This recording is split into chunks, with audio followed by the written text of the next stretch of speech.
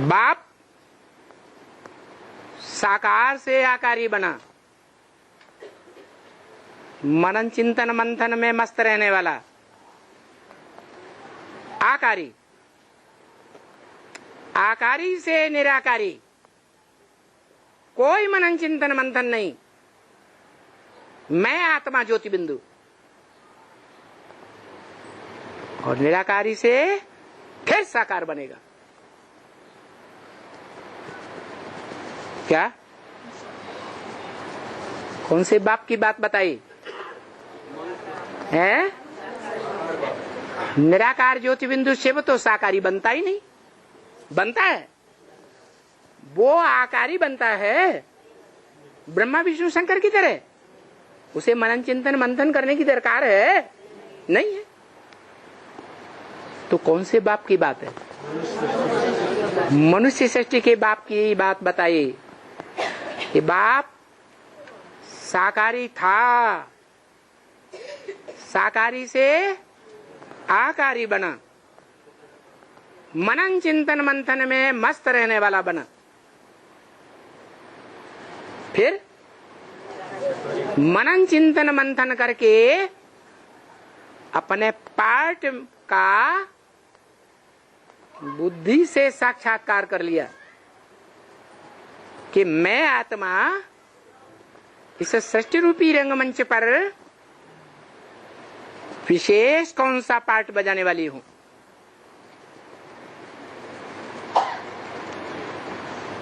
जब मंथन का रिजल्ट निकलता है तो फिर मंथन करने की आगे जरूरत है नहीं है। तो बाप साकार से आकारी बना, आकारी से निराकारी, बस एक ही पुरुषार्थ रह जाता है। क्या? कि पूर्व जन्मों का जो भी हिसाब किताब है, सुख दुख लेने देने का, जो इसी जन्म में चुकतू करना है, वो तीव्र गति से कैसे चुकती होगा? साकारी स्टेज में रहने से चुकतू होगा, मनन चिंतन मंथन में रहने से चुकतू होगा, या निराकारी स्टेज में रहने से चुकतू होगा? है निराकारी स्टेज में रहने से चुकतू होगा। इसलिए जिन्होंने सीरियल देखा होगा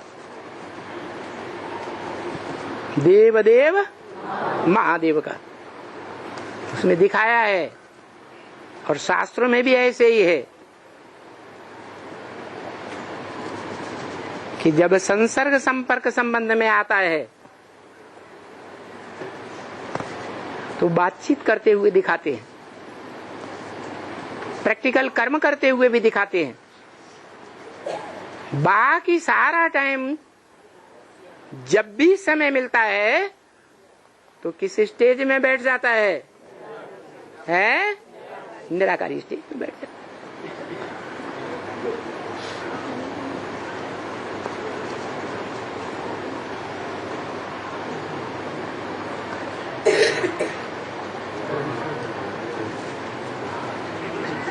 तो जो पुरुषार्थी जीवन में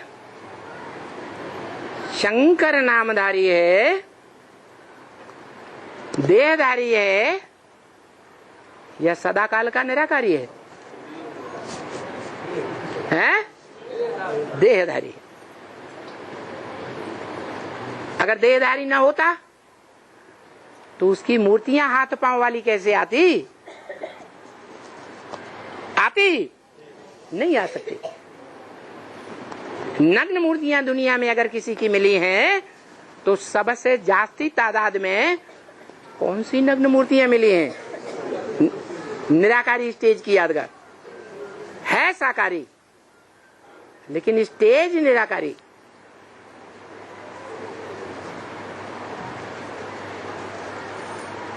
तो निराकारी सदाकाल के लिए जब तक संगम युग रहे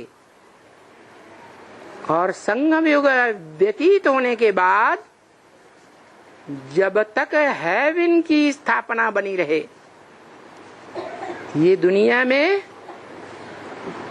स्वर्ग बरतता रहे,